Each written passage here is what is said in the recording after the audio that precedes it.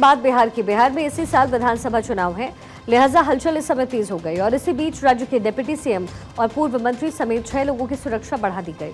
ये फैसला गृह विभाग की ओर से लिया गया। एक रिपोर्ट आपको दिखाते हैं।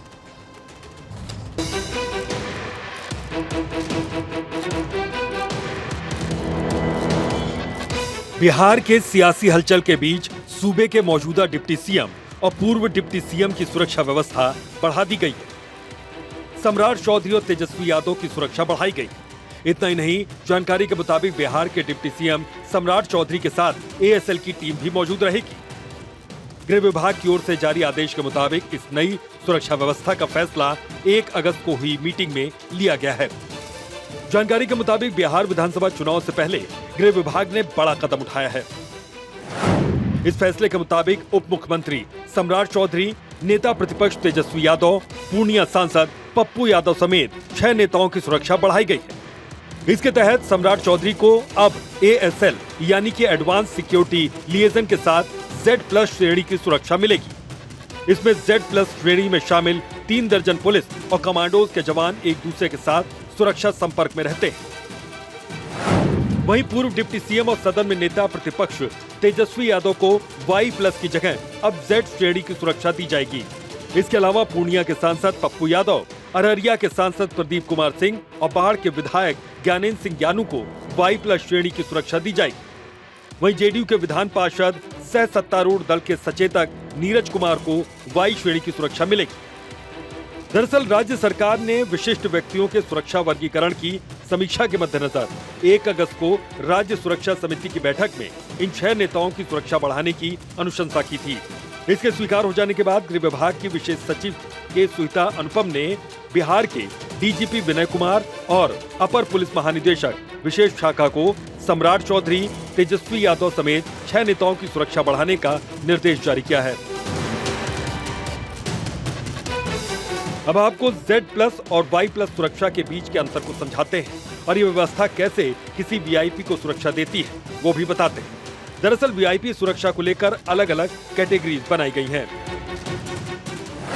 Z+ सिक्योरिटी में होते हैं कुल 3 दर्जन यानी कि 36 जवान। इनमें पुलिस बल और सीआरपीएफ के 10 से अधिक कमांडो शामिल होते हैं। इसके अलावा Z कैटेगरी की बात करें तो इसमें 22 सुरक्षा जवान होते हैं, जिसमें पुलिस कर्मी होते हैं और 4 से 6 सीआरपीएफ के जवान इसमें होते हैं। इसके अलावा Y+ कैटेगरी में होते हैं 11 सुरक्षा जवान, जिसमें पुलिस कर्मी होते हैं और 2 से 4 कमांडोज हो सकते हैं। इसके अलावा Y कैटेगरी की बात करें तो 8 जवानों की तैनाती सुरक्षा के मद्देनजर इसमें होती है। इसमें 1 या 2 कमांडो होते हैं और बाकी के पुलिस के जवान होते हैं। इसके अलावा बात करें X कैटेगरी की तो इसमें सिर्फ 2 पुलिसकर्मी होते हैं, कमांडो कोई नहीं होता। उधर सम्राट चौधरी, तेजस्वी यादव और पप्पू यादव की सुरक्षा व्यवस्था में तब्दीली के अलावा 3 और नेताओं की सुरक्षा बढ़ाई गई। दरअसल चुनावी माहौल में नेताओं की राजनीतिक जनसभाएं और जनसंपर्क बढ़ जाता है।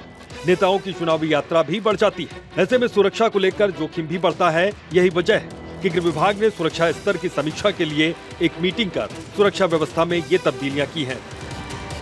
इन बदलावों के साथ अब इन नेताओं के साथ अधिक सुरक्षा कर्मी तैनात रहेंगे और उनकी आवाजाही और सार्वजनिक कार्यक्रमों के दौरान सुरक्षा घेरे को और ज्यादा मजबूत किया जाएगा। Bureau report, Bharat 24। एसआईआर के मुद्दे को लेकर के उठा बवाल फिलहाल थमता तो नजर नहीं आ रहा। बिहार से उठा सियासी भूचाल दिल्ली तक पहुंच गया और एक बार फिर से इसे लेकर के बिहार में हंगामा होने के पूरे आसार हैं। दरअसल दावा ये है कि 17 अगस्त से बिहार में राहुल गांधी और तेजस्वी यादव के जोड़े वोट अधिकारी रैली निकालने वाले हैं। रैली की शुरुआत रोहतास से होगी। एक रिपोर्ट आपको दिखाते हैं।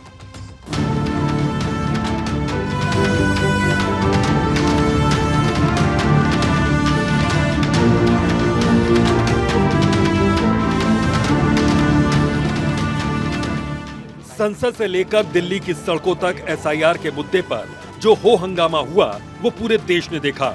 इस मुद्दे पर जमकर सियासत गरमाई।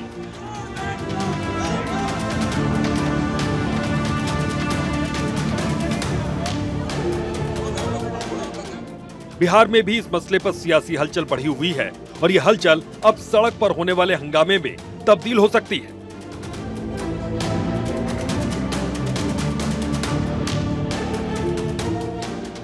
बहरहाल जल्द ही सूबे में महागठबंधन की यात्रा निकलने वाली है। विकासशील इंसान पार्टी के नेता मुकेश सहनी ने कहा कि राहुल गांधी और तेजस्वी यादव एक साथ 17 अगस्त से मत यात्रा करेंगे। 1 सितंबर को पटना में इस यात्रा का समापन होगा।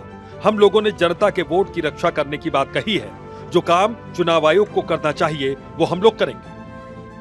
अभी हम लोगों का यात्रा 17 तारीख से यात्रा पूरे बिहार में चलना है राहुल गांधी जी के नेतृत्व में, और 1 तारीख को पटना में समापन होना है। तो लगातार हम लोग लगे हैं, कार्यकर्ता लगे हैं। अब जनता का वोट का रक्षा करने का निर्णय हम लोगों ने लिया है। जो काम चुनाव आयोग का होना चाहिए।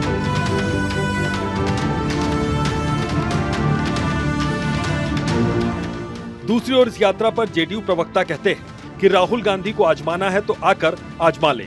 जनता तो पहले ही इन लोगों को नकार चुकी है। शेरशाह सूरी की धरती से वो तेजस्वी यादव के साथ एक मंदिर से पदयात्रा की शुरुआत कर रहे हैं। लोकतंत्र में किसी को भी अधिकार है पदयात्रा करने का। स्वागत है, वो जरूर आए।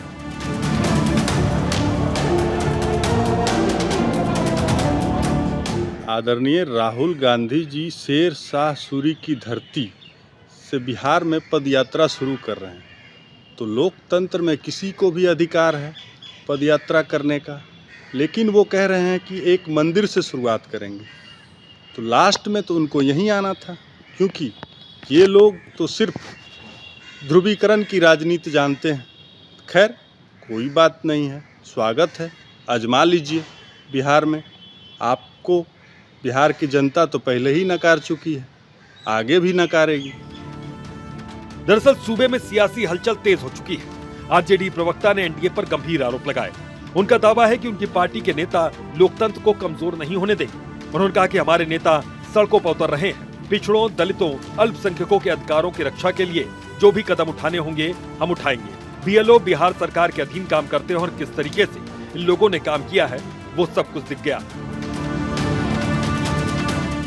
लोकतंत्र और लोकतांत्रिक अधिकारों को कहीं ना कहीं कमजोर करने का एसआईआर के माध्यम से भारतीय जनता पार्टी और जनता दल यू मिलकर के चुनाव आयोग को माध्यम बना करके कर रही है।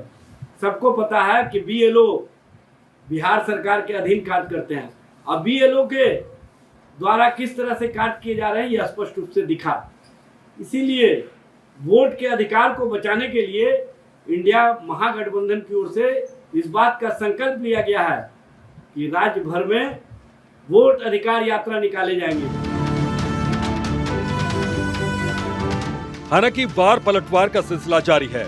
बीजेपी प्रवक्ता ने कहा कि चुनाव आयोग ने पारदर्शी तरीके से हर काम को किया है, लेकिन ये वही लोग हैं जो बोगस वोटिंग से जीतते हैं। अब वही बोगस वोटिंग देने वाले मतदाता लिस्ट से गायब हो गए हैं। तो इनकी बेचैनी बढ़ गई है कि अब चुनाव में क्या होगा। एसआईआर चुनाव को निष्पक्ष और पारदर्शी बनाने के लिए है। सुप्रीम कोर्ट ने भी इसे हरी झंडी दी है। सुप्रीम कोर्ट ने भी इस पर रोक नहीं लगाया है। निश्चित रूप से लोकतंत्र को मजबूत करना और एक भी वोटर छूटे नहीं, जेन्युइन वोटर और कोई डुप्लीकेट जिसका वोट है, चाहे जो मर गए हैं, जो स्थानांतरित कहीं हो गए हैं अस्थायी रूप से, उन लोगों का वोट नहीं रहा। यह प्रक्रिया चुनाव आयोग कर रहा है, जो कि स्वागत योग्य है। दरअसल इन लोगों को बोगस वोट से जीतने वाली ये पार्टी के लोग हैं, इसलिए इनको भय सता रहा है कि अब ये बोगस वोट कहाँ से डालेंगे। वोटर लिस्ट में कई तरह की गड़बड़ियां भी सामने आई हैं। इस बात से कोई इनकार नहीं कर सकता। कहीं एक ही पते पर 2 नाम पाए गए तो कहीं किसी के नाम पर 2 एपिक नंबर हैं। हालांकि गड़बड़ी को दूर करने के लिए 1 सितंबर तक का समय भी चुनाव आयोग ने मुकर्रर कर रखा है। ऐसे में जब 1 सितंबर के बाद फाइनल वोटर लिस्ट आएगी तो उसके बाद विपक्ष और बिहार सरकार का रवैया इसे लेकर क्या रहने वाला है, उसके लिए थोड़ा सा इंतजार करना होगा। सहयोगी अश्मित सिन्हा के साथ सर्वेश कुमार सिंह, भारत 24, पटना।